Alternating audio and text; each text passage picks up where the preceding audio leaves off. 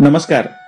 प्रेरणेचा प्रवास या मालिकेतील आजचा हा दीर्घ संवाद पूर्ण ऐकल्यानंतर तुम्हाला रॉबर्ट फ्रॉस्ट यांच्या द रोड नॉट टेकन या कवितेची आठवण झाल्याशिवाय राहणार नाही.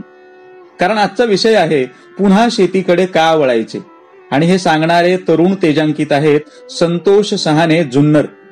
तुमच्यापैकी अनेकांना प्रश्न पडला असेल, कोण हे संतोष सहाने? शेतीविषयी बोलतायत म्हणजे बहुधा कृषी विद्यापीठातील प्राध्यापक असतील किंवा एखाद्या अर्थसंस्थेतील अभ्यासक असतील. तर नाही, ते असे कागदी ज्ञान सांगणारे विद्वान नाहीत.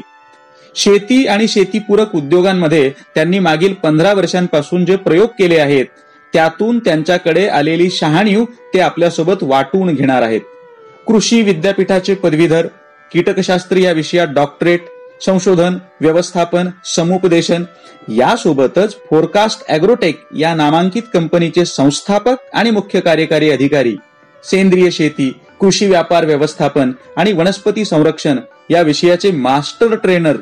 एका माणसाच्या व्यक्तिमत्वाला किती वेगवेगळे आयाम असावेत हे संतोष यांच्या आजपर्यंतच्या वाटचालीकडे पाहिल्यानंतर आपल्या लक्षात येते. खरे तर एका सर्वसामान्य कनिष्ठ मध्यमवर्गीय कुटुंबातील एक मुलगा कृषी शिक्षणाकडे वळतो, पण प्रचलित ट्रेंड प्रमाणे कृषी विद्यापीठातील शिक्षणाचा विनियोग स्पर्धा परीक्षांची तयारी करून प्रशासनामध्ये येण्यासाठी न करता थेट शेतीसाठीच करायचे ठरवतो. इथून संतोष यांचे वेगळेपण सुरू होते. आपल्याकडे वडिलोपार्जित शेती आहे म्हणून शेती करायची असे नाही, तर आपण जे अनुभव आणि त्यातून ज्ञान कमावले आहे त्याचा प्रत्यक्ष फील्डवर जाऊन कल्पक उपयोग करण्यासाठी त्यांनी शास्त्रशुद्ध शेती करण्याचा निर्णय घेतला. हे करत असतानाच भाग्यलक्ष्मी डेअरी या बृहत संस्थेत मुख्य कार्यकारी अधिकारी म्हणूनही काम केले आणि त्यातूनच पुढे फोरकास्ट ॲग्रोटेक या कंपनीची स्थापना करून अल्पावधीतच तिला नावारूपाला आणले.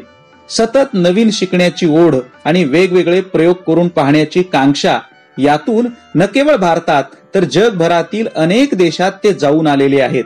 आपल्या ज्ञानाची शिदोरी इतरांना देणे आणि शिष्य भावाने इतरांच्या अनुभवातून शिकत राहणे ही त्यांची केवळ सवय नाही तर स्वभाव बनलेला आहे. म्हणून तर आज आफ्रिकेतील अनेक देश, फिलिपाईन्स, संयुक्त अरब अमिरातीज आणि नेदरलँड्स अशा जगभरातील 22 देशातील कृषी पद्धतींचा तौलनिक अभ्यास करून त्यातून नव्या काळासाठी आवश्यक ठरणाऱ्या शेतीचे शास्त्र त्यांनी विकसित केले आहे. इस्रायल, नेदरलँड्स अशा देशातील मान्यवर संस्थांची आंतरराष्ट्रीय फेलोशिप त्यांना मिळाली असून शेतीसाठीचे अद्भुत प्रयोग आणि त्यांचे शेतकऱ्यांना फलदायी ठरेल असे प्रात्यक्षिक हा जणू त्यांचा जीवनध्यास बनलेला आहे. रूढ झालेल्या मळवाटेने न जाता जी नवी पायवाट त्यांनी निवडली तिचे रूपांतर हळूहळू महामार्गात होते आहे. म्हणून तर 2 roads diverged in a wood and I took the one less traveled by and that has made all the difference he Robert Frost यांची कविता त्यांच्या वाटचालीला सर्वार्थाने लागू होणारी आहे. कोरोना कहराच्या या अरिष्ट काळात त्यांचा आजचा संवाद आपणाला एकंदरीत कृषी संरचनेचा पुनर्विचार करायला लावेल हे नक्की. आपण त्यांच्या संवादाचे स्वागत कराल ही अपेक्षा. यशवंत महाविद्यालय नांदेड आयोजित प्रेरणेचा प्रवास या सदरामध्ये मी संतोष सहाने कृषी पदवीधर या नात्याने ज्याप्रमाणे पृथ्वी ही शेषनागाच्या मस्तकावर स्थिरावलेली आहे असं सांगण्यात येतं, त्याचप्रमाणे या पृथ्वीवरील मानवाचं अस्तित्व हे शेतकऱ्याच्या मस्तकावर स्थिरावलेलं आहे. हे धाडसी विचार प्रकट करण्याची संधी मला यशवंत महाविद्यालयाचे प्राचार्य, प्राध्यापक वृंद आणि ज्यांच्या मैत्रीपूर्ण आदेशामुळेच मी आज या ठिकाणी आपणासमोर विचार व्यक्त करत आहे असे आमचे परममित्र डॉक्टर विश्वाधार देशमुख या सर्वांचंच मी मनपूर्वक सुरुवातीलाच आभार व्यक्त करतो. पृथ्वीचा उगम, या पृथ्वीच्या उगमानंतर या निसर्गामध्ये सर्वात पहिल्यांदा लावारस खंड झाला, खडकांची निर्मिती सुरू झाली. याच खडकांच्या निर्मितीमधून हळूहळू यावरती प्रचंड वृष्टी होत गेली आणि निसर्गामध्ये माती तयार झाली. याच मातीमध्ये कुठेतरी एक बीज अंकुरला आणि या निसर्गामध्ये झाडाची निर्मिती झाली. याच झाडांना अन्न पुरवठा करण्यासाठी निसर्गामध्ये सूक्ष्मजीवांची निर्मिती झाली. जीवाणू, विषाणू, बुरशी या सूक्ष्मजीवांबरोबरच निसर्गामध्ये छोट्या छोट्या किडींचा जन्म झाला. या किडींवरती उपजीविका करणारे पक्षी निसर्गात निर्माण झाले. त्यानंतर प्राणी निर्माण झाले आणि त्यानंतर पृथ्वीवरचा सर्वात बुद्धिमान प्राणी म्हणून ज्याला ओळखला जातो अशा मानवाची निर्मिती झाली. मानवाच्या निर्मितीनंतर अन्नाची गरज भागवण्यासाठी शिकार करणे हा जसा एक त्या ठिकाणी सर्वात महत्वाचा सुरुवातीचा व्यवसाय होता, त्याच व्यवसायानंतर भूक भागवण्याच्या गरजेतून निर्माण झालेला दुसरा व्यवसाय हा जगाच्या पाठीवरती शेती म्हणून निर्माण झाला. कृषी क्षेत्र, जगातलं कृषी क्षेत्र, कृषीप्रधान भारतातलं कृषी क्षेत्र आणि महाराष्ट्रातलं कृषी क्षेत्र, या तीनही कृषी क्षेत्रांवरती थोडीशी नजर टाकत असताना कोरोनाच्या या महामारीच्या संकटामध्ये संपूर्ण जगामध्ये लॉकडाऊन करता येईल की नाही अशी स्थिती असताना सुद्धा 130 कोटीपेक्षा जास्त लोकसंख्या असणारा भारत देश मात्र त्या ठिकाणी लॉकडाऊनची भूमिका जाहीर करतो आणि सुरुवातीच्या टप्प्यामध्ये तो तेवढ्याच प्रभावाने यशस्वी करतो. याच्या मागे भारतातील शासकीय यंत्रणा, वैद्यकीय यंत्रणा, पोलीस यंत्रणा या तीनही यंत्रणेचे जेवढं महत्व आहे तेवढंच महत्व या देशातल्या शेतकऱ्याचे आहे. गेल्या 50 वर्षामध्ये उपलब्ध असणाऱ्या जमिनीमध्ये 130 कोटीपेक्षा जास्त लोकसंख्येची भूक भागवण्याची ताकद असणारा शेतकरी आपल्या देशामध्ये आहे आणि म्हणूनच अन्नधान्याच्या बाबतीमध्ये आम्ही स्वयंपूर्ण झालेलो आहोत. याबद्दल थोडंसं इतिहासामध्ये मी आपल्या सर्वांना घेऊन जाईल. ब्रिटिशांच्या 150 वर्षाच्या गुलामगिरीनंतर 1947 साली आम्ही स्वतंत्र झालो. 26 जानेवारी 1950 आम्ही प्रजासत्ताक झालो आणि जगामध्ये संपूर्णपणे औद्योगिक क्रांतीचे वारे वाहत असताना आम्ही मिश्र अर्थव्यवस्था स्वीकारली आणि भारताचीही प्रगती करण्यासाठी आम्ही आमच्या देशामध्ये पहिल्या 2 पंचवार्षिक योजनांमध्ये औद्योगिक क्रांती स्वीकारली. स्वातंत्र्यापासून तर आजतागायत नव्हे तर स्वातंत्र्याच्या अगोदरही भारताचा जे काही जगावरचा नकाशा होता हा कृषीप्रधान संस्कृतीचा आहे. कारण ज्या ज्यावेळी कृषी क्षेत्रासमोरील आव्हानं मांडली जातात त्यावेळी तुमच्या आमच्यासारख्या देशामध्ये कृषी क्षेत्रातली काही बलस्थानही आहे या बाबींकडे मात्र दुर्लक्ष केलं जातं. जगातल्या असणाऱ्या विविध हवामान विभागांपैकी 20 वेगवेगळे हवामान विभाग तुमच्या आमच्या एकट्या देशामध्ये आहेत. जगातल्या असणाऱ्या अनेक मातींच्या प्रकारांपैकी साधारणतः 80 ते 90% मातीचे प्रकार आमच्या देशामध्ये सापडत आहेत. असे तो हिमालयापासून तर कन्याकुमारी पर्यंत असणारी सुपीक जमीन, बारमाही वाहणाऱ्या नद्या आणि जगातलं सर्वात सुकर असणारं हवामान आमच्याकडे आहे आणि म्हणूनच कृषी क्षेत्रामध्ये आम्ही नेत्रदीपक अशी कामगिरी करू शकलो आहे. 1947, 1950 प्रजासत्ताक आणि त्यानंतर औद्योगिक क्रांतीकडे झालेलं लक्ष थोडंसं नकळत का होईना पण कृषी क्षेत्राकडे झालेलं दुर्लक्ष 1960च्या दशकात मात्र मोठी आव्हाने घेऊन आलं. 1962चं स्वातंत्र्यानंतरचं पहिलंच युद्ध, 1965चं युद्ध, 60च्या दशकातील टप्प्याटप्प्याने अनेक राज्यांमध्ये पडलेला दुष्काळ आणि म्हणूनच ते एकूणच दशक जे होतं ते तुमच्या आमच्या देशासाठी एक संक्रमण अवस्थेतलं दशक होतं. स्वातंत्र्यानंतरच्या 40 कोटी लोकसंख्येची भूक भागवण्यासाठी आमचा देश अमेरिका आणि रशिया सारख्या बलाढ्य देशांसमोर हात पसरत होता. PL 480 या कायद्याअंतर्गत 40 कोटी लोकसंख्येची भूक भागवण्यासाठी आम्ही अमेरिकेतून गहू आणि तांदळाची आयात करू लागलो. आपल्या पिढीला ज्या पिढीने जन्म दिला त्या पिढीचा एक परवलीचा शब्द झाला होता तो म्हणजे दुष्काळामध्ये आम्ही मिलो खाऊन जगलो. मिलो या शब्दाचं वर्णन जर केलं तर आज जनावरे सुद्धा बऱ्याच वेळा तोंड लावणार नाही, इतक्या निकृष्ट दर्जाचं अन्नधान्य त्यावेळी आपल्याला खावं लागलं होतं. याचं कारण आहे देशामध्ये पडलेला दुष्काळ. आणि जगामध्ये तसं पाहिलं तर अन्नधान्य पुरवत असताना खऱ्या अर्थाने पीस फॉर फूड हा कायदा होता. शांततेसाठी अन्न, त्या अंतर्गत अमेरिका आणि रशियाबरोबर आम्ही करार केला आणि आपल्या देशामध्ये अन्नधान्याची आयात होऊ लागली.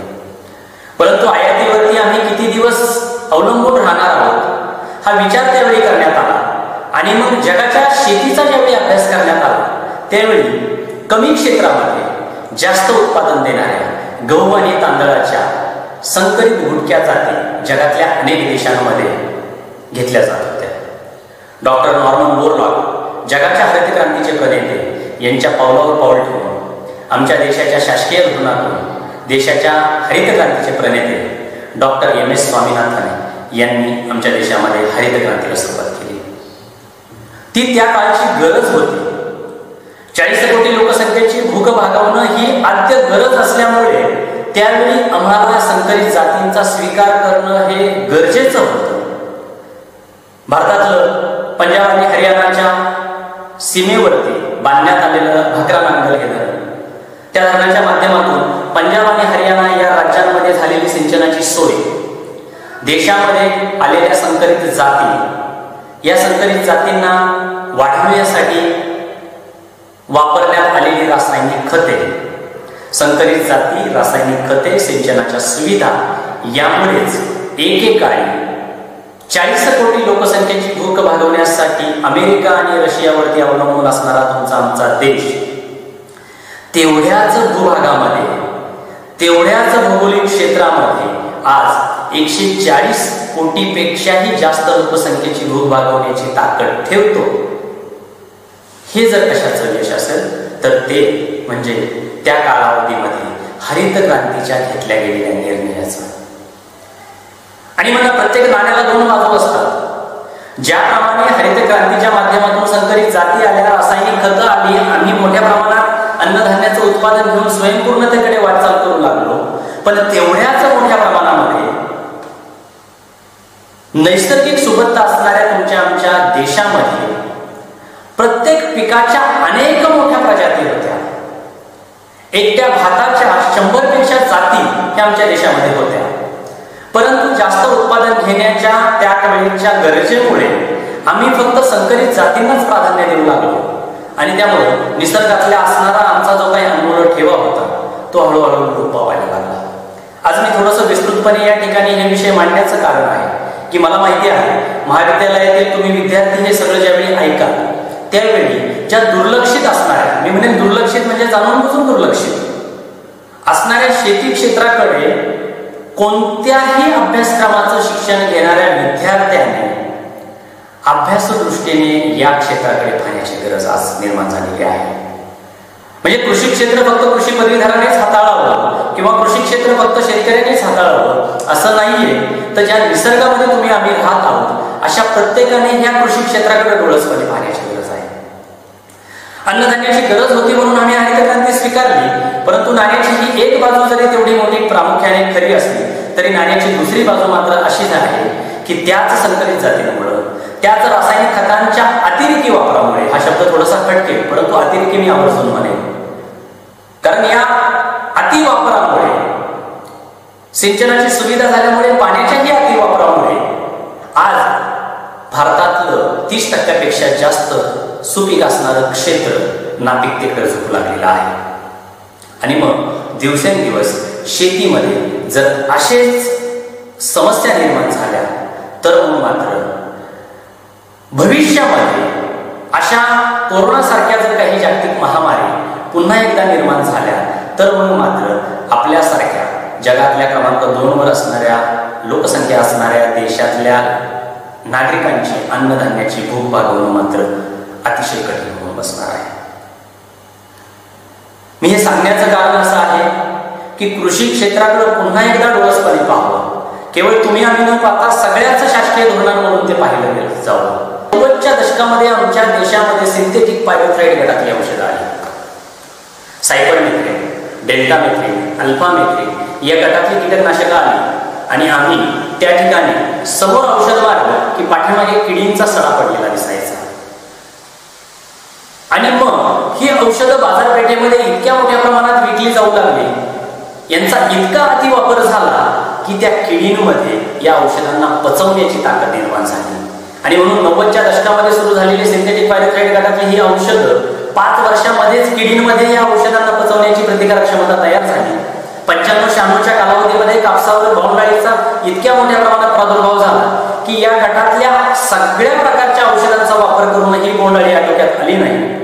औषधांचा खर्च वारेमाप झाला होता, शेती कसत असतानाचा खर्च वाढलेला होता आणि हातचं पीक मात्र गेलं. कर्जावरती कर्ज चढत राहिलं, त्या कर्जावरती चक्रव्याढ चढत राहिलं आणि या कर्जाच्या ओझ्याखाली दबलेला शेतकरी हळूहळू आत्महत्येकडे वळू लागला. म्हणजे याचाच अर्थ असा आहे की तुम्ही आम्ही निसर्गाचं अस्तित्व विसरत आहोत, निसर्गातल्या किड्यामुंगींचं अस्तित्व विसरत आहोत. मी आणि फक्त मीच या निसर्गामध्ये आहे ही भावना आपल्या मनामध्ये तयार झालेली आहे. आणि हीच भावना कदाचित मानवाचं अस्तित्व संपुष्टात आणण्यासाठी मार्ग असेल असं मला या ठिकाणी नमूद करायचं आहे. शेती क्षेत्राकडे पाहत असताना डोळस पद्धतीने पाहणं गरजेचं आहे. कारण सेंद्रिय शेती शिकण्यासाठी ज्यावेळी मी इस्रायलला गेलो किंवा एकात्मिक कीड नियंत्रण शिकण्यासाठी ज्यावेळी मी युरोपातील जगातली सर्वात मोठी शेती संशोधनातली वॅगेनिंगन युनिव्हर्सिटीमध्ये नेदरलँडला गेलो, त्यावेळी पाहत असताना मला निसर्गाने आम्हाला भरभरून देत असताना सुद्धा भारतातला एक माणूस म्हणून आपण अतिशय निसर्गावरती अवकृपा करणारा निसर्गाचा शत्रू आहे की काय अशी भावना निर्माण झाली. याचं कारण आहे की आम्ही निसर्गातल्या छोट्या छोट्या गोष्टींकडे डोळे झाक करत राहिलो आणि म्हणून शेतीसमोरच्या समस्या वाढल्या. आज शेतीसमोरच्या जर प्रमुख काही समस्या असतील तर काय आहे? अवेळी पडणारा पाऊस, अचानक येणारी थंडीची लाट, उष्णतेच्या लाट, अचानक पडणारी गारपीट, रिटर्न जाणारा मान्सून, खरीपाची तयार झालेली लागवड येणारा, कापणी झालेल्या पिकांवरती मारा करणारा रिटर्न होणारा मान्सून, अशा विविध निसर्गाच्या संकटांशी तोंड देत ज्यावेळी आमचा शेतकरी शेती करत आहे त्यावेळी मात्र शेतीतला उत्पादन खर्च वाढायला लागलेला आहे. आणि म्हणून शेती का परवडत नाहीये याचा आपण एका 4 अंगाने विचार करू. सर्वात महत्वाचं, शेतीतला उत्पादन खर्च वाढला म्हणून शेती परवडत नाही. दुसरी गोष्ट, शेतीमध्ये अनेक नैसर्गिक संकट दिवसेंदिवस वाढत आहेत. शेती ज्या जमिनीमध्ये केली जात आहे त्या जमिनीची सुपीकता घटलेली आहे. आणि सर्वात चौथा आणि महत्वाचा मुद्दा तो आहे की तयार झालेला शेतमाल विक्री करण्याची आरोग्यदायी, मी आरोग्यदायी या ठिकाणी आवर्जून म्हणेन की आजार नसलेली विपणन यंत्रणा तुमच्या आमच्या देशामध्ये नाही.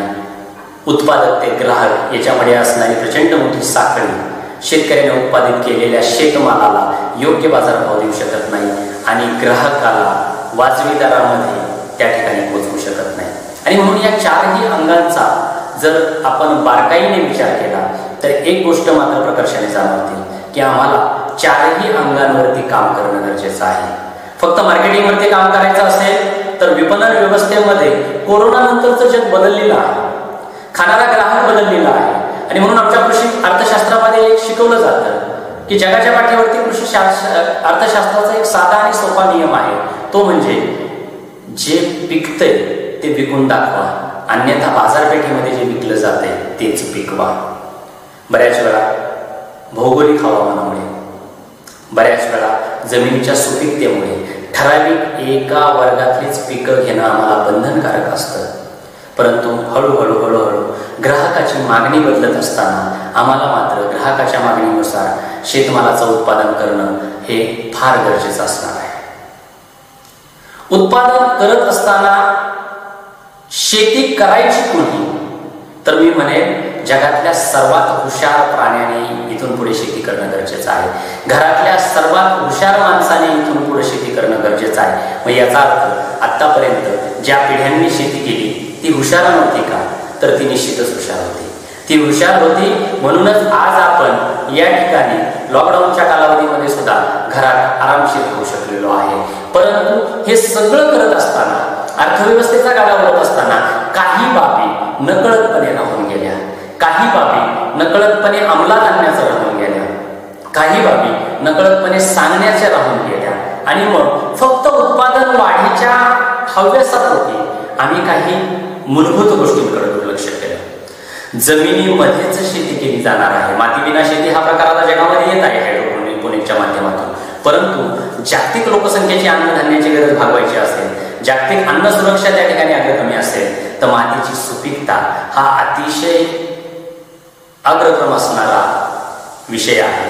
त्याला तेवढंच गांभीर्याने जगातल्या सगळ्यांनी लक्ष देणं गरजेचं आहे. माती, जमीन निसर्गामध्ये तयार होत असताना 1 इंच जमिनीचा थर तयार होण्यासाठी शेकडो वर्ष लागतात असं आम्ही शिकलो आणि सांगितलंही जातं. परंतु आज 12-12 इंच जमीन आम्ही खराब करून टाकलेली आहे. गेल्या 50 वर्षामध्ये उत्पादन वाढीच्या क्षेत्रामध्ये काम करत असताना रसायनांचा अतिवापर, पाण्याचा अतिवापर यामुळे आम्ही जमीन नापीक करून टाकलेली आहे. आणि म्हणून या ठिकाणी शेती करायची असेल, कुणालाही शेती क्षेत्रामध्ये नवीन यायचं असेल तर पहिल्यांदा माती समजून घ्यायला शिका.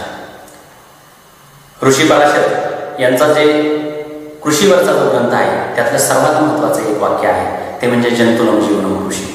जीवजंतूंचं महत्व शेतीमध्ये अनन्यसाधारण आहे की जेच तुम्ही आम्ही विसरून गेलेलो आहे.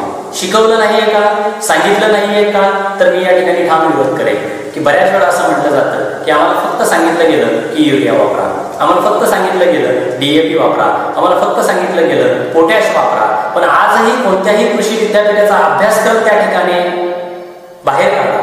प्रत्येक पिकाच्या लागवडीच्या अन्नधान्याची गरज ज्यावेळी त्या ठिकाणी शिकवली जाते त्यावेळी त्या ठिकाणी चुकूनही फक्त रासायनिक खतं शिकवली जात नाही, तर आम्हाला तो विषयच नसतो. आम्हाला विषय असतो एकात्मिक खत व्यवस्थापन. एकात्मिक खत व्यवस्थापन, एकात्मिक इंटिग्रेटेड, की ज्या माध्यमातून तुम्हाला ज्वारी, बाजरी, गहू, तांदूळ, हळद, आलं, केळी, आंबा, फणस, द्राक्ष, कोणतेही फळपिकं असू द्या, कोणताही भाजीपाला असू द्या, टोमॅटो, मिरची, बटाटा, कांदा सारख्या या प्रत्येक पिकाच्या लागवडीसाठी एकात्मिक खत व्यवस्थापन असावं, ज्याच्यामध्ये सुरुवातीला टाकलं जाणाऱ्या खताच्या अगोदर तुमच्या शेतामध्ये 4 ते 6 गाड्या हे शेणखत असावं.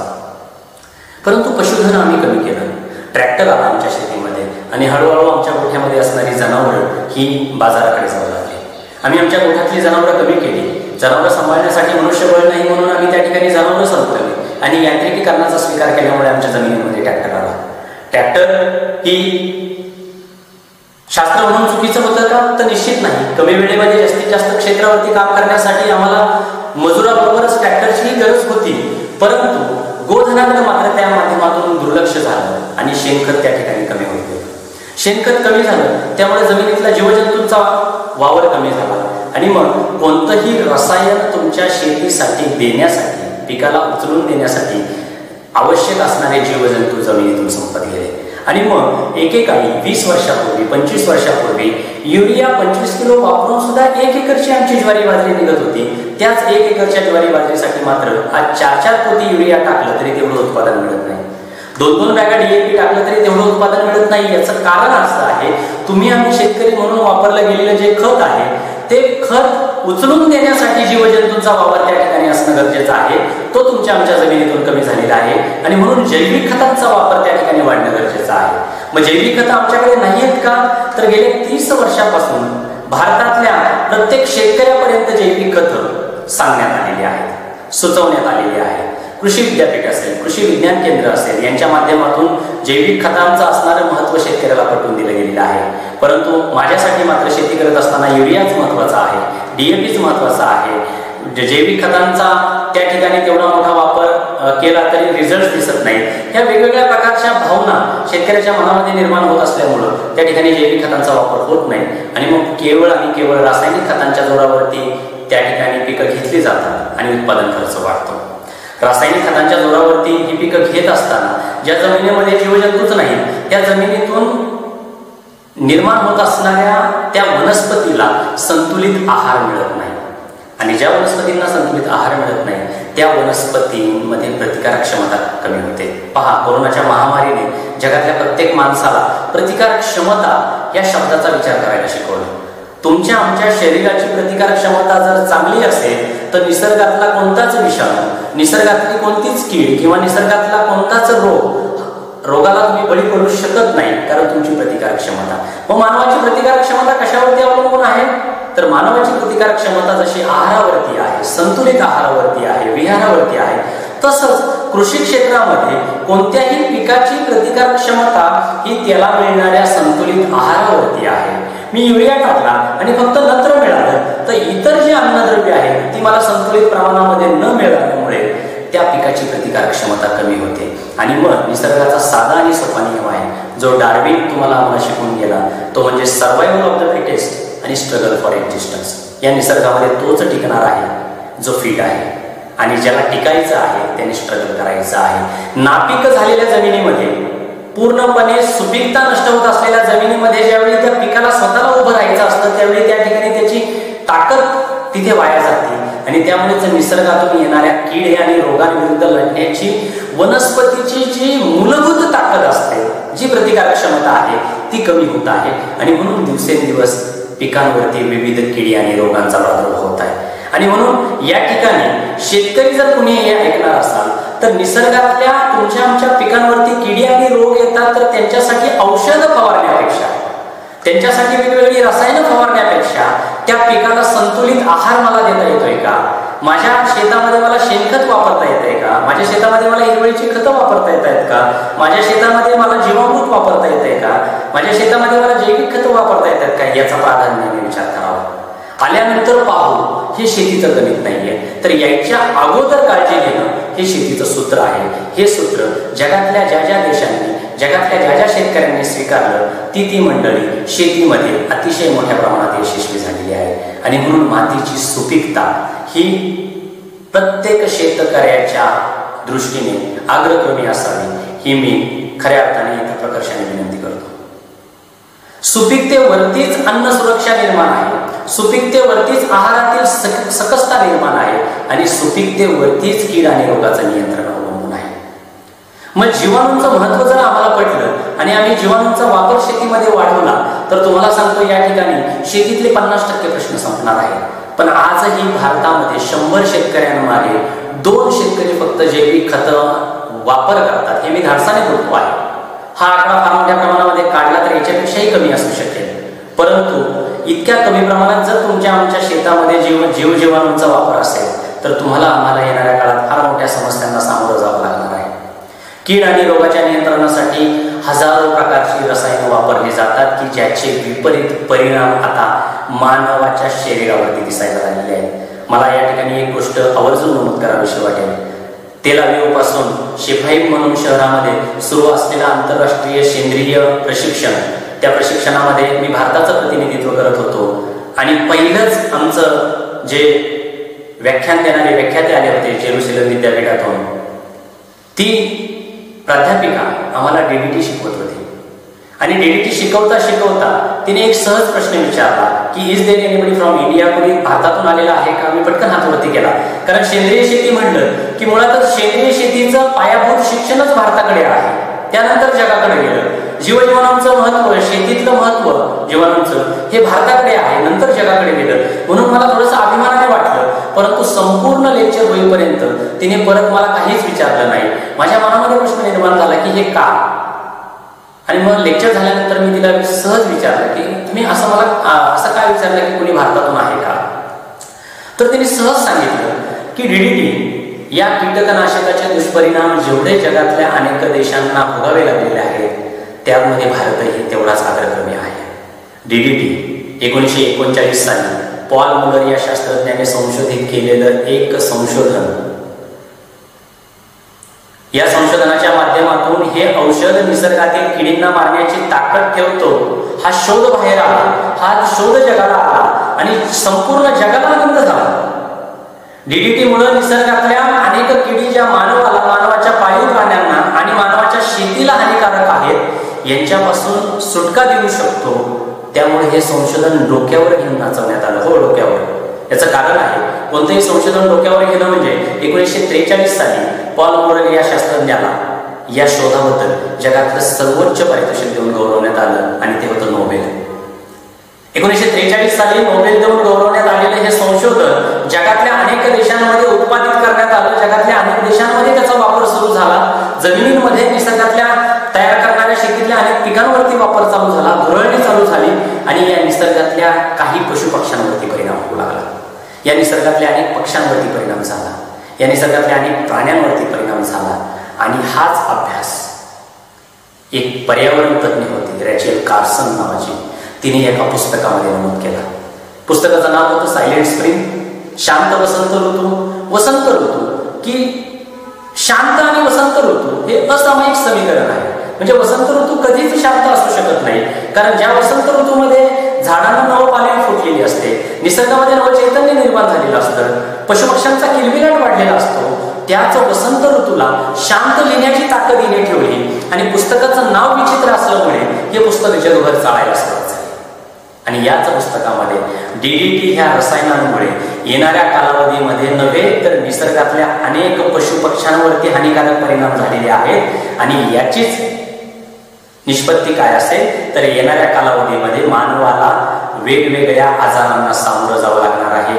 हे ज्यावेळी त्या पुस्तकामध्ये नमूद करण्यात आलं, अनेक देशांमध्ये हळूहळू हे पुस्तक प्रकाशित म्हणून वाचण्यात आलं, त्यानंतर DDT विषयी असणारं गांभीर्य या जगासमोर आलं आणि हळूहळू DDT वरती अनेक देशांमध्ये बंदी झाली. जगामध्ये बंदी सुरू झाल्यानंतर आपल्या देशामध्ये जवळजवळ 15 ते 20 वर्षांनी बंदी झाली. आणि म्हणून बऱ्याच वेळा सेंद्रिय शेतीचा प्रचार करणारे प्रचारक असं म्हणतात की भारतातल्या आजही मानवाच्या रक्ताचं किंवा मातेच्या दुधाचं जर सूक्ष्म विश्लेषण केलं तर आजही काही प्रमाणामध्ये DDTचे अंश सापडू शकतात. बऱ्याच वेळा असं म्हटलं जातं. एवढ्या मोठ्या प्रमाणात तुमच्या आमच्या जमिनीमध्ये DDT वापरले गेलेले आहे. DDT हे एक कीटकनाशक होतं. अशी हजारो कीटकनाशक ज्यावेळी शेतीच्या माध्यमातून निसर्गामध्ये वापरण्यात येतात त्यावेळी मात्र याच निसर्गातल्या मातीतून तयार झालेलं अन्न तुमच्या आमच्या सारख्या मानवाला खऱ्या अर्थाने कसदार आहे का, खऱ्या अर्थाने सात्विक आहे का याचा प्रश्न पडतो. आणि मग याच अन्नामुळे, याच दूषित झालेल्या पाण्यामुळे, याच वातावरणातील हवेमुळे जर येणाऱ्या कालावधीमध्ये मानवाला कर्करोगासारख्या आजाराने जर पूर्णपणे विळखा पडणार असेल तर मग या रसायनांचा वापर हळूहळू कमी करणं हे अतिशय गरजेचं झालेले आहे. या लॉकडाऊनच्या कालावधीमध्ये काही बातम्या या तुमच्या आमच्या मनाला अतिशय विषण्ण करून गेल्या. याच्यामध्ये अनेक सेलिब्रिटी, अनेक अभिनेते, अनेक राजकीय नेते, तुमच्या आमच्याच महाराष्ट्राच्या विधिमंडळातले आराराबा असतील, माजी मुख्यमंत्री विलासरावजी देशमुख असतील, किंवा नुकतंच ज्यांचं निधन झालं ते पतंगरावजी कदम असतील, अनेक सेलिब्रिटीज असतील, नुकतंच निधन झालेलं इरफान खान सारखा सेलिब्रिटी असेल, हे जे काही आज मोठे मोठे नेते, अभिनेते ज्या आजाराला बळी पडलेले आहेत तो कर्करोगाचा विळखा हा आपल्या देशाला फार मोठ्या प्रमाणात भेडसावत आहे. आणि मग तुम्ही आम्ही घेत असलेलं अन्न हे जर सुरक्षित करायचं असेल, तुम्ही आम्ही पित असलेलं पाणी हे जर आम्हाला सुरक्षित ठेवायचं असेल, आणि तुम्ही आम्ही श्वासाच्या माध्यमातून घेत असलेला ऑक्सिजन जर आम्हाला सुरक्षित ठेवायचा असेल तर काही मूलभूत बदल शेतीमध्ये करावे लागणार आहेत की ज्या माध्यमातून हळूहळू आम्ही रसायनांचा वापर कमी करत एका शाश्वत अशा शेतीकडे वाटचाल करणं गरजेचं आहे. चुकचंय पुढे आमचं नेमकी तर एकीकडे रासायनिक शेतीची री ओढणारी लोक आहेत आणि एकीकडे सेंद्रिय शेतीची री ओढणारी लोक आहेत. आणि या पूर्णपणे या दोघांच्या प्रवाहामध्ये एक सामान्य शेतकरी त्या ठिकाणी विवंचनेत पडलेला आहे की नक्की करायचं काय. सेंद्रिय शेतीची री ओढणाऱ्या शेतकऱ्यांमध्ये की रसायन ही अतिशय हानिकारक आहे आणि काहीच न वापरता शेती केली गेली पाहिजे आहे, या माध्यमातून व्यावसायिक शेती होऊ शकत नाही. कारण गेल्या 30-40 वर्षापासून लागलेली रसायनांची सवय एकाएकी सुटणार नाही. कारण तुम्हाला माहिती आहे माणूस हा सवयीचा गुलाम असतो. गेल्या 40 वर्षापासून युरिया टाकला की आमची पिकं हिरवीगार होतात याची सवय आम्हाला लागलेली आहे. आणि मग एकाएकी ती जर पिकं पिवळी पडायला लागली तर पिकांपेक्षा शेतकरी लवकर पॅनिक होतो आणि तर त्या ठिकाणी पुन्हा एकदा युरियाकडे आकर्षला जातो. पण त्याचऐवजी शेण आणि गोमूत्राचं जीवामृत असेल, त्याचऐवजी बायोगॅसच्या माध्यमातून बाहेर आलेल्या स्लरीचा वापर केला गेला तर त्या ठिकाणी पिकं ही निरंतर कालावधीमध्ये त्याच्या पिकाच्या संपूर्ण कालावधीमध्ये हिरवीगार राहण्याचं सामर्थ्य आहे. परंतु आम्हाला जीवामृतापेक्षा बायोगॅसच्या स्लरीपेक्षा युरिया जास्त जवळचा वाटू लागलेला आहे. आम्हाला करायचे काय याचा विचार करावा. आम्हाला जर शाश्वत शेती करायची असेल तर एकीकडे हळूहळू टप्प्याटप्प्याने रसायन कमी करणं आणि हळूहळू सेंद्रिय घटकांचा, जैविक घटकांचा शेतीतला वापर वाढवणं हीच एकमेव आपल्या वाढणाऱ्या लोकसंख्येला अन्नधान्य पुरवण्याची पद्धत असेल की ज्याला मी शाश्वत शेती म्हणतो, ज्याला मी सस्टेनेबल फार्मिंग म्हणतो. सस्टेनेबल फार्मिंग म्हणजे निसर्गाची हानी न करता, परंतु निसर्गाची हानी न करत असताना मला माणसाची भूक सुद्धा तेवढीच महत्वाची आहे आणि म्हणून निसर्गाची हानी न करता मानवाच्या भुकेला परिपूर्ण करण्याची ताकद असणारी शेती म्हणजे शाश्वत शेती. आणि मग ह्या शाश्वत शेतीचा अंगीकार येणाऱ्या काळात शेतकऱ्यांनी करावा. एकात्मिक शेती असावी. माझ्या शेतीमध्ये लागणाऱ्या जास्तीत जास्त निविष्ठा मला शेतातल्या शेतात तयार करता येतात का याचा विचार करावा आणि त्यानंतरच शेतीचा व्यवसाय करावा असं मी या ठिकाणी प्रकर्षाने नमूद करेन. याचं कारण आहे, आम्ही किती दिवस अवलंबून असणार आहोत. बाजारपेठेमध्ये लॉकडाऊनच्या कालावधीमध्ये हा लॉकडाऊन जर असाच वाढला असता आणि तुमच्यापर्यंत खतच पोहोचली नसते तर त्या ठिकाणी शेती थांबली असते का? नाही. मग खतं नसताना सुद्धा उपलब्ध स्रोतांमध्ये मी माझ्या पिकांना कोणती अन्नद्रव्ये देऊ शकतो? माझ्याकडे असं काय आहे? माझ्याकडे शेतातल्या पिकांचे अवशेष आहेत का? एकरी ऊसाच्या शेतामधून 8 ते 10 टन पाचट निघतं की जे चांगल्या पद्धतीने जर कुजवलं गेलं तर त्या ठिकाणी 2 टन चांगलं सेंद्रिय खत तयार होतं. परंतु एकदा कारखान्याने ऊस तोडून नेला की 25 पैशापेक्षाही जास्त स्वस्त असणारी एका काडीपेटीच्या काडीने आम्ही ते सगळं पेटवतो आणि आमच्याच शेतामधले असणारं सोनं आम्ही आमच्या समोर राख करून टाकतो. बरं, हा प्रश्न वैयक्तिक शेतकऱ्यापुरता मर्यादित आहे का? तर निश्चित नाही. हा प्रश्न आता सामाजिक आणि पूर्णपणे देशासाठी आव्हान ठरायला लागलेलं आहे. आणि म्हणूनच गेल्या वर्षी दिल्ली सुप्रीम कोर्टाने पंजाब आणि हरियाणा दोनही राज्य सरकारांना खडेबोल सुनावले होते की त्या ठिकाणी जर गव्हाचं तूस किंवा भाताचा तूस जर जाळला गेला, गावाच्या आणि भाताच्या शेतातले जर अवशेष जाळले गेले तर तो धूर पूर्णपणे दिल्लीपर्यंत येत आहे आणि दिल्लीच्या प्रदूषणाची पातळी वाढत आहे. त्यामुळे अशा प्रकारे जर जाळला गेला तर आम्ही राज्य सरकारला जबाबदार धरू अशा पद्धतीने सुप्रीम कोर्टाचा आदेश होता. म्हणजे पिकांचे अवशेष जोपर्यंत शेतामध्येच कुजवून त्याचं सेंद्रिय खत तयार होणार नाही तोपर्यंत शेतीमध्ये शाश्वतता येणार नाही. आणि म्हणून अतिशय मूलभूत असणाऱ्या गोष्टींवरती एक कृषी पदवीधर या नात्याने मी गेली 18 वर्ष काम करत आहे. सेंद्रिय शेतीचा मी अतिशय मोठ्या प्रमाणात चाहता आहे, पण त्याचबरोबर मी देशातील नागरिकांची भूकही भागवली पाहिजे हेही तेवढंच प्रकर्षाने या ठिकाणी नमूद करतो. आणि म्हणूनच याचा एक मेळ घालून येणाऱ्या काळातली शेती जर झाली तरच शेतीमध्ये आपल्याला शाश्वतता आणता येणार आहे आणि शेती उत्पादित करणाऱ्या शेतकऱ्याला चांगले दिवस येणार आहेत. याचं कारण आहे, एवढ्या मोठ्या प्रमाणात उत्पादन घेऊनही शेतकऱ्याची आर्थिक परिस्थिती का बदलली नाही? कारण मी सांगतो तुम्हाला की 20 वर्षापूर्वी जी युरियाची गोण त्या ठिकाणी 50 रुपयाला होती, 10-15 वर्षापूर्वी तीच युरियाची गोण आता 300 रुपयाला झाली. गंधक सारखं एक रसायन 20 वर्षापूर्वी जे 40 ते 60 रुपये किलो होतं ते आज 400 रुपयापर्यंत गेला. परंतु गंधक सारखं एक रसायन वापरणारा द्राक्ष बागायतदाराची 20 वर्षापूर्वी सुद्धा द्राक्ष 50 रुपयानेच विकली जात होते आणि आज 400 रुपयाला गंधक जाऊन सुद्धा 10 पटीने लागणाऱ्या निविष्ठांच्या किमती वाढून आजही द्राक्ष 50 रुपयाला आहे. याचाच अर्थ असा आहे, शेतीतला उत्पादन खर्च ज्या प्रमाणामध्ये वाढलेला आहे तेवढ्या शेतमालाच्या किमती वाढलेल्या नाहीयेत. मग शेतमालाच्या जर किमती आम्हाला वाढवायच्या असेल तर आम्हाला खाणाऱ्या ग्राहकाला डायरेक्ट पुरवठा करता येतोय का याचा प्रयत्न करावा लागणार आहे. आम्हाला उत्पादक ते ग्राहक या साखळीमध्ये जे काही दडलेली लोक आहेत त्यांना बाजूला करून ग्राहकाच्या दरवाजापर्यंत काही पोहोचवता येते का याचा विचार करावा लागणार आहे. कोरोनाच्या या लॉकडाऊन मध्ये बऱ्याच शेतकरी गटांनी, बऱ्याच नवतरुण शेतकऱ्यांनी, बऱ्याच शेतकरी उत्पादक कंपन्यांनी विपणन क्षेत्रामध्ये अतिशय क्रांतिकारी पाऊल उचललेले आहे. पुणे मुंबई सारख्या शहरातल्या ग्राहकांच्या दारापर्यंत भाजीपाला तृणधान्य विकण्याचं सामर्थ्य निर्माण केलेलं आहे. हे सामर्थ्य असंच टिकून राहिलं तर विपणन क्षेत्रामध्ये फार मोठी क्रांती होऊन उत्पादन खर्चाच्या पेक्षा उत्पादनाला मिळणारं मूल्य हे आपल्याला जास्त पाहिजे तरच शेती फायद्याची होऊ शकते. ही ताकद फक्त विपणन साखळीमध्ये आहे, विपणन क्षेत्रामध्ये आहे. ते विपणन क्षेत्र शेतकऱ्यांच्या मुलांनी, नवतरुणांनी, शेतकरी गटांनी, शेतकरी उत्पादक कंपन्यांनी हातामध्ये घेतलं तर आपली वाटचाल ही निश्चितच शाश्वत शेतीकडे असणार आहे. परंतु जसं मी सुरुवातीला सांगितलं, बाजारात जे विकलं जात आहे तेच पिकवा आता मात्र कोरोनानंतर ग्राहकाची मागणी बदलली. ग्राहकाला विषमुक्त शेतमाल पाहिजे, ग्राहकाला विषमुक्त भाजीपाला पाहिजे, विषमुक्त फळं पाहिजे, ग्राहकाला प्रतिजैविके विरहित म्हणजे अँटीबायोटिक फ्री मिल्क पाहिजे, ग्राहकाला प्रतिजैविके विरहित चिकन पाहिजे, ग्राहकाला प्रतिजैविके विरहित अंडी पाहिजे. आता बऱ्याच वेळा आज मराठवाड्यातील बरीच लोक या ठिकाणी ऐकणार आहेत. बऱ्याच वेळा त्यांना ऐकायलाही कदाचित नवीन वाटेल की अँटीबायोटिक फ्री मिल्क, प्रतिजैविक विरहित मिल्क, प्रतिजैविक विरहित चिकन काय भानगड आहे. येणाऱ्या कालावधीमध्ये कोरोना सारख्या महामारीचं संकट तुमच्या आमच्या समोर ज्यावेळी असणार आहे त्यावेळी वैद्यकीय क्षेत्रातली बरीच औषधं त्या ठिकाणी निकामी ठरणार आहेत.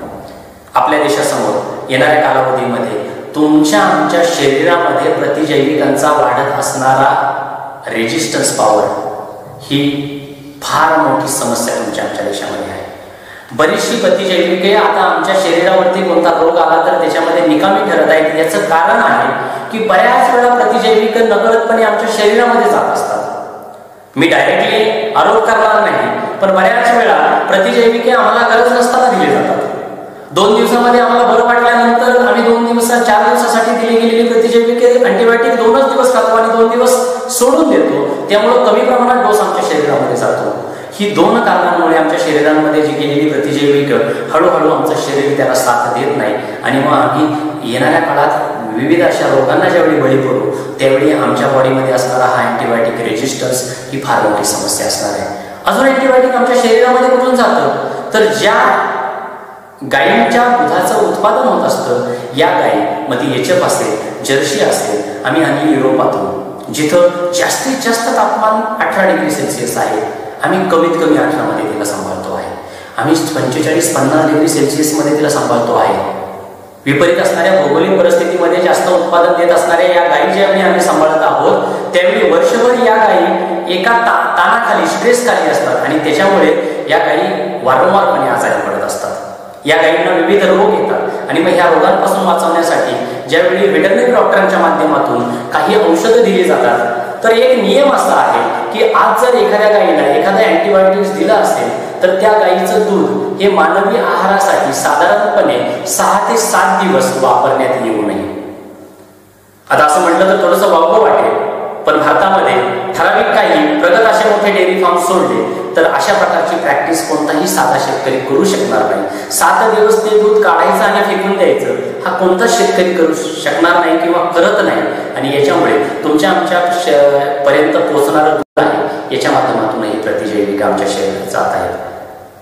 45 दिवसामध्ये 1.5 ते 2 किलोची कोंबडी तयार करत असताना विविध रोगांपासून त्या कोंबड्यांना वाचवण्यासाठी त्या ठिकाणी सुद्धा वॅक्सिनेशन, त्या ठिकाणी सुद्धा अँटीबायोटिक दिले जातात. मग हीच अँटीबायोटिक चिकनच्या माध्यमातून, अंड्याच्या माध्यमातून तुमच्या आमच्यापर्यंत येतात आणि मग ही अँटीबायोटिक जर अशाच पद्धतीने आमच्या शरीरामध्ये जात राहिली तर मग मात्र आपल्याला येणाऱ्या कालावधीमध्ये विविध असणाऱ्या रोगांना फार मोठ्या प्रमाणामध्ये ह्या जागतिक महामारीसारखं रूप त्या ठिकाणी दिसेल आणि प्रचंड मोठ्या प्रमाणामध्ये बळींची संख्या वाढेल. आणि म्हणून शेतीतून निर्माण होणारा प्रत्येक जो काही पदार्थ आहे, प्रत्येक अन्न आहे ते मानवी आहारासाठी खऱ्या अर्थाने तेवढं निरोगी आहे का, सकस आहे का याचा विचार करावा लागणार आहे. आणि हा विचाराने आता ग्राहक तयार झालेला आहे. कालच मी सकाळ पेपरच्या फ्रंट पेजला जाहिरात होती की घरपोच अँटीबायोटिक फ्री चिकनची डिलिव्हरी करण्यात येईल, घरपोच तुम्हाला अंडी आणि मटन अँटीबायोटिक फ्री देण्यात येईल. हे का तर आता ग्राहकाला कळायला लागलं. इंटरनेटचं जगाच्या माध्यमातून जगातले हे सगळे काही येणारे पुढचे जे काही धोके आहेत हे माणसाला आजच कळायला लागलेले आहे आणि मग ग्राहकाची बाजारपेठ बदललेली आहे. ग्राहकाला विषमुक्त अन्न पाहिजे, ग्राहकाला विषमुक्त दूध पाहिजे, ग्राहकाला विषमुक्त चिकन अंडी पाहिजे.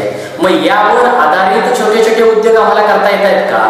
आम्हाला गायी संगोपन करत असताना त्या गायीचं शास्त्र आम्हाला पहिल्यांदा शिकायचं आहे का?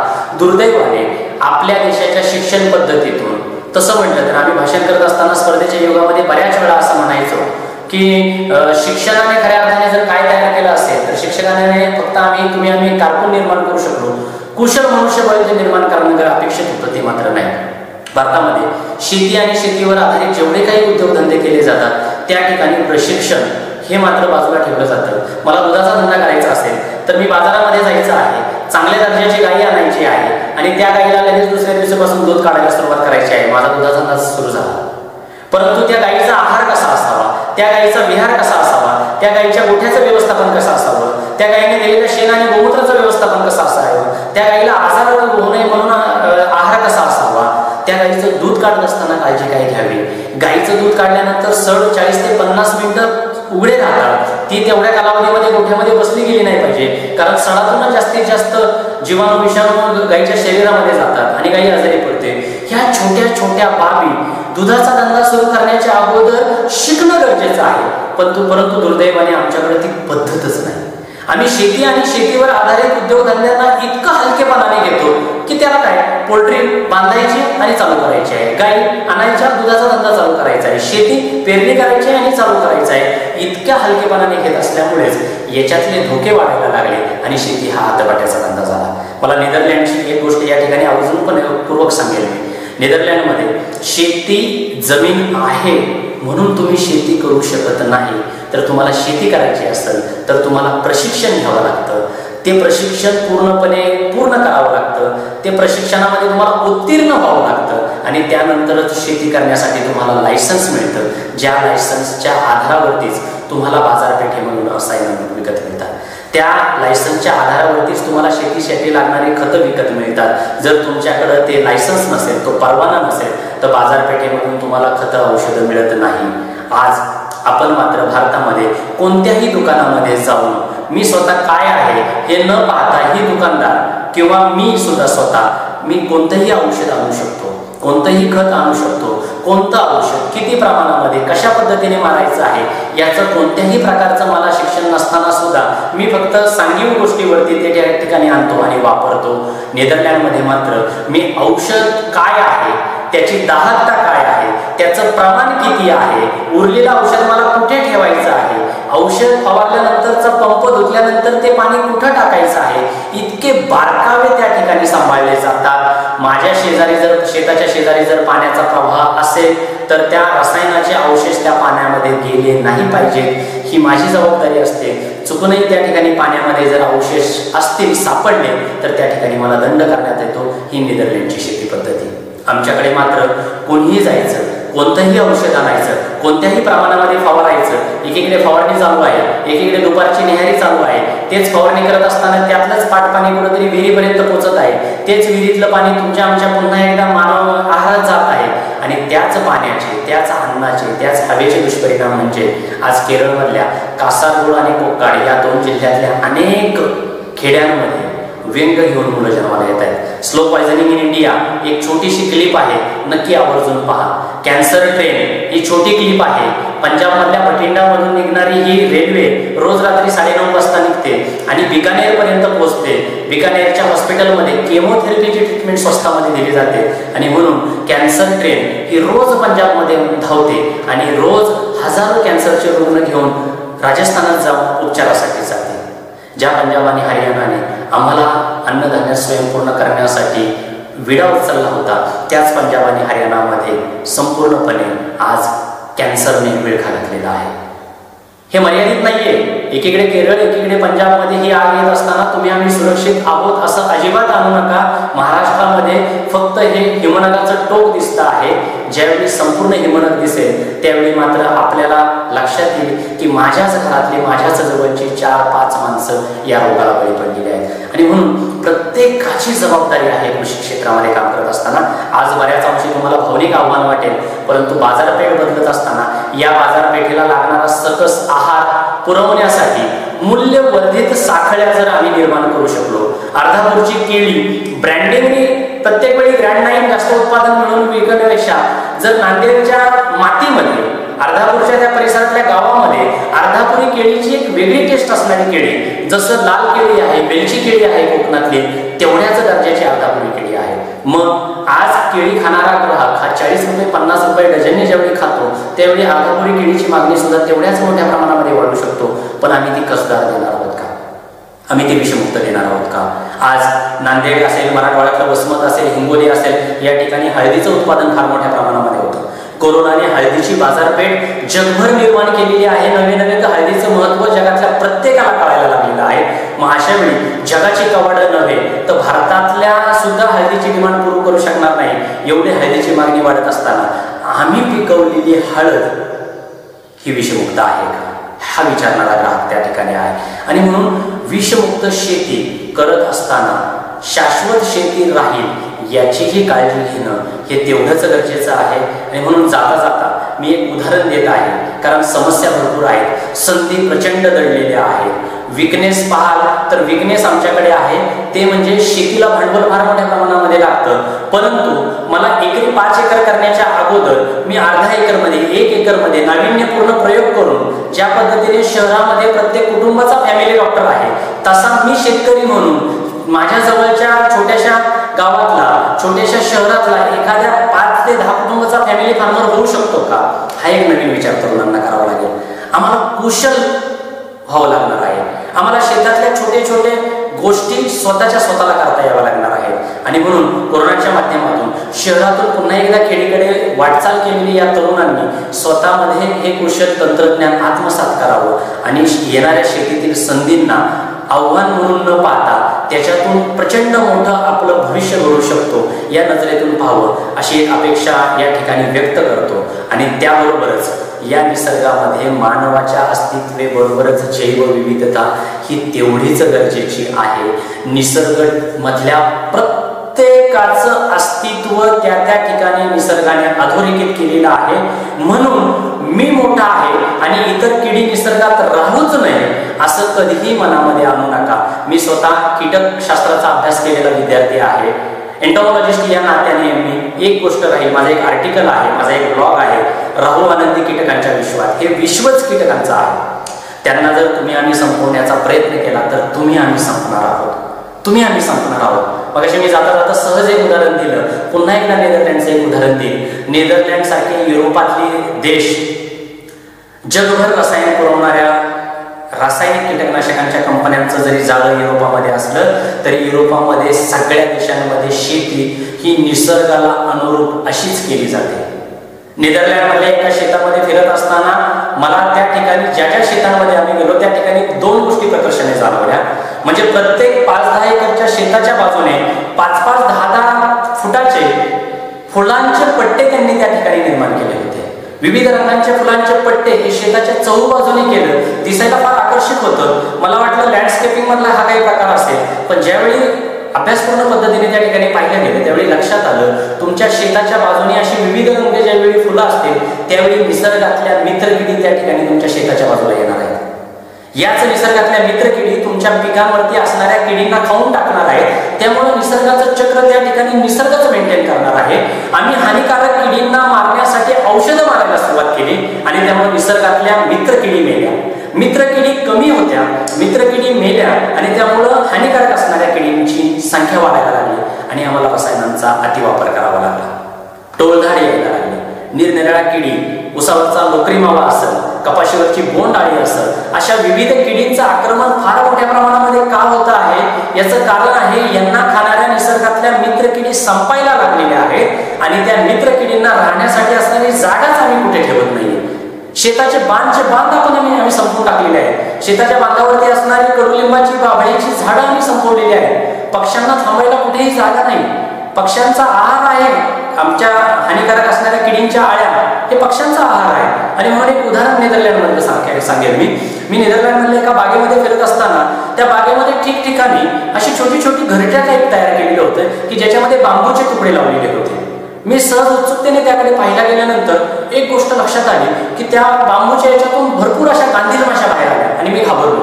पण त्या शेतकऱ्याने मला लगेच सांगितलं की घाबरू नका, ह्या चावणार नाहीये. मी म्हटलं असं कसं होईल, गांधील माशी तर चावतीच. तर ते म्हणे अजिबात नाही, आमच्या शेतामध्ये एवढी जी काही 5-50 आम्ही घरं बनवलेली आहेत ज्याच्यामध्ये गांधील माशा राहतात आणि त्या आमच्याच शेतामध्ये आलेल्या किडींच्या आळ्यांना उचलून नेऊन खातात आणि त्याच्यामुळे आमच्या पिकांवरती किडींच्या आळ्यांसाठी मारण्यासाठी आम्हाला औषधं मारावी लागत नाही. म्हणजे पिकाच्या चहूबाजूने फुलांचे पट्टे, शेतामध्ये आळ्यांचं गांधील माशाला राहण्यासाठी घरटं, अशा निसर्गाच्या अनुरूप असणारी शेती युरोपामध्ये केली जाते. आम्ही मात्र शेतीचे बांध पूर्णपणे तणनाशकाने फवारून टाकतो आहे. शेतामध्ये कुठेही एक तण ठेवत नाहीये आणि याच्या माध्यमातून आमच्या आजूबाजूला कुठंच फुलं नाहीये, आमच्या आजूबाजूला मित्रकिडींना राहण्यासाठी कुठंच जागा नाहीये आणि म्हणून मित्रकिडी संपुष्टात आलेल्या आहेत. जे आईन्स्टाईनचं वाक्य मी सांगितलं तेच उदाहरण या ठिकाणी देतो आणि मी या ठिकाणी थांबत आहे. मुळामध्ये जैवविविधतेमध्ये प्रत्येक शेतकाचा रोल आहे. शेती क्षेत्रामध्ये असणाऱ्या समस्यांवरती उपाय काढणं हे फक्त कृषी क्षेत्राच्या निगडीत लोकांचं काम नाहीये, तर निसर्गातल्या किंवा या पृथ्वीवरच्या प्रत्येकाचं कर्तव्य आहे. मग तुम्ही आर्ट शाखेला असा, कॉमर्स शाखेला असा, शास्त्र शाखेला असा, कोणत्याही शाखेमध्ये असा, निसर्गामध्ये आपल्याला सगळ्या गोष्टी बारकाईने पाहता आल्या पाहिजेत. मित्रांनो, मधमाशी ज्याच्या बाबतीमध्ये आईन्स्टाईनने धोक्याची सूचना दिलेली आहे, सीसीडी नावाचा एक रोग त्या ठिकाणी आलेला आहे. सीसीडी पटकन म्हणलं की कॅफे कॉफी डे आपल्या प्रत्येकाला आठवतं शहरातल्या माणसांना, पण सीसीडी म्हणजे कॉलनी कोलॅप्स डिसऑर्डर, या प्रकारचा एक रोग मधमाशांच्या वसाहतीमध्ये निर्माण झालेला आहे. आणि या रोगांमुळे जगभरातल्या मधमाशीच्या वसाहती नष्ट होत आहेत. आणि आता जगासमोर एक मोठं आव्हान तयार झालेलं आहे. याचं कारण आहे मानवाला लागणाऱ्या अन्नधान्यातल्या जवळजवळ 30 ते 40% पिकांमध्ये परागीभवन करण्याचं काम मधमाशा करत असतात. मधमाशा हा सामाजिक कीटक आहे. मधमाशाच्या पोळ्यामध्ये 18 ते 20 हजार मधमाशा असतात. सूर्यप्रकाश उगवला की मधमाशांच्या त्या पोळ्यांमधून ठराविक 5 ते 10 मधमाशा ह्या बाहेर पडतात आणि अन्नाचा शोध घेऊ लागतात. मधमाशांसाठी अन्न म्हणजे मध आणि परागकण हे कुठे आहे मोठ्या प्रमाणामध्ये याचा शोध घेतला. त्यांना ते त्या ठिकाणी सापडलं की पुन्हा एकदा त्या 10 ते 20 च्या मधमाशा आहेत पुन्हा एकदा पोळ्याकडे येतात आणि इतर मधमाशांना सांगायला सुरुवात करतात. इतर मधमाशांना सांगत असताना त्या जर 20,000 मधमाशांना कानामध्ये जाऊन सांगायचं आहे तर शक्य नाही. तोपर्यंत सूर्यास्त होईल आणि सूर्यास्त झाला की कोणतीच मधमाशी परत पोळ्याच्या बाहेर पडत नाही. कमी वेळेमध्ये 20,000 मधमाशांना हा संदेश द्यायचा आहे की आजचं मध आणि आपलं अन्न कुठे आहे हे शोधायचं आहे. तर हे कमी वेळेमध्ये सांगण्यासाठी 2 प्रकारचे नृत्य केले जातात. पहिलं नृत्य आहे ते चक्राकार नृत्य आहे. गेलेल्या 5-10 मधमाशा ज्या आहेत ह्या मधमाशा त्या ठिकाणी येतात आणि चक्राकार नाचायला सुरुवात करतात. जर बाहेरून आलेल्या मधमाशांनी चक्राकार नाचायला सुरुवात केली तर पोळ्यातल्या ही मधमाशी ज्यावेळी पोळ्यामध्ये येऊन पुन्हा एकदा चक्राकार नृत्य करायला सुरुवात करते त्यावेळी समूहातील पोळ्यातील इतर मधमाशांना समजतं की आजचं आपलं जे खाद्य आहे ते 50 मीटरच्या आतमध्ये आहे. आणि हीच मधमाशी ज्यावेळी पोळ्यामध्ये परतल्यानंतर इंग्रजी 8 आकारामध्ये ज्याला वॅगन डान्स म्हटलं जातं अशा पद्धतीने नृत्य करायला जाते.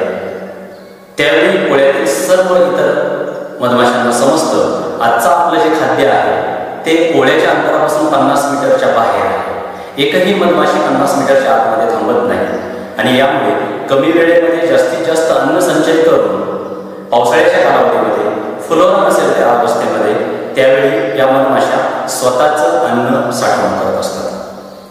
स्वतःचं अन्न शोधत असताना मानवाला एक वरदान या मधमाशांनी दिलेलं आहे ते म्हणजे परागीभवनाचं. तुम्हाला मला लागणाऱ्या अन्नापैकी 30 ते 40% पिकांमध्ये परागीभवन करण्याचं काम या मधमाशा करत असतात. आणि म्हणूनच एक महत्वाची गोष्ट या ठिकाणी आहे की या मधमाशांचं अस्तित्व आता धोक्यामध्ये यायला लागलेलं आहे. सीसीडी जो शहरी भागातील लोकांसाठी कॅफे कॉफी डे एक परवलीचा शब्द आहे त्याचप्रमाणे सीसीडी हा एक मानवाच्या अस्तित्वाचा यक्ष प्रश्न बनला आहे. कॉलनी कोलॅप्स डिसऑर्डर हा मधमाशांच्या पोळ्यांमध्ये लागलेला रोग ज्यामुळे मधमाशाच्या वसाहती नष्ट होत आहेत. याला प्रामुख्याने विविध कारणं असली तरी अन्न न मिळणं हे एक प्रामुख्याने महत्वाचं कारण आहे. मग हा अन्नाचा साठा न करता येण्यामागचं जे कारण आहे निओनिकोटिनाइड गटातली कीटकनाशक बाजारपेठेमध्ये आली. रस शोषणाऱ्या किडींचा प्रादुर्भाव कमी व्हावा यासाठी आमच्याकडून बऱ्याच मोठ्या प्रमाणात या कीटकनाशकांचा वापर करण्यात आला. प्रामुख्याने याचा वापर फ्लोऱ्याच्या अवस्थेमध्ये नगदी पिकांमध्ये व डाळिंब असेल इतर भाजीपाल्याची पिके असतील फ्लोऱ्याच्या अवस्थेमध्ये या कीटकनाशकांचा वापर हा मोठ्या प्रमाणात होतो. आणि याच अवस्थामध्ये फ्लोऱ्याच्या मधमाशांचा तुमच्या आमच्या शेतामध्ये वावर मोठ्या प्रमाणात असतो.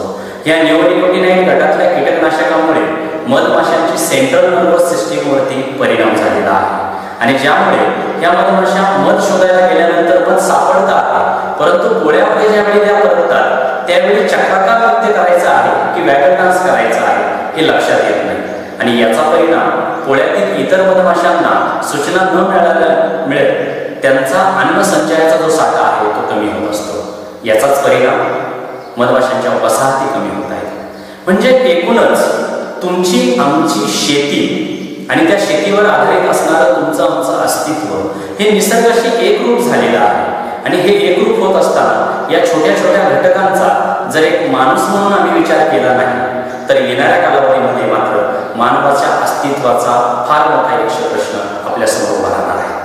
तुम्हाला मला जगायचं आहे, पण जगत असताना निसर्गातल्या या प्रत्येक किड्या मुंगींबरोबर, पशुपक्ष्यांबरोबर मैत्री करून जगायचं आहे. आणि म्हणूनच आज कृषी क्षेत्रातील विविध संधी, आव्हाने यावरती विवेचन करत असताना जैवविविधतेचं संरक्षण, पशुपक्ष्यांचं संरक्षण, कीटकांचं संरक्षण यावरतीच माझा जास्त भर असेल. या ठिकाणी पुन्हा एकदा यशवंत महाविद्यालयाच्या माध्यमातून आपणासमोर विचार प्रकट करत असताना कृषी क्षेत्रामध्ये खऱ्या अर्थाने शाश्वतता आणायची असेल तर जमिनीच्या सुपीकतेकडे आम्हाला लक्ष द्यावं लागणार आहे. सुदैवाने भारतीय वंशाचे अमेरिकेस्थित शास्त्रज्ञ डॉक्टर रतन लाल यांना नोबेल पुरस्काराशी साम्य असणारा फूड प्राइज, अन्न पुरस्कार या वर्षीचा जाहीर झालेला आहे. आणि त्यांनी सुद्धा सांगितलं की मानवाचं अस्तित्व हे मातीच्या सुपीकतेशी निगडीत आहे.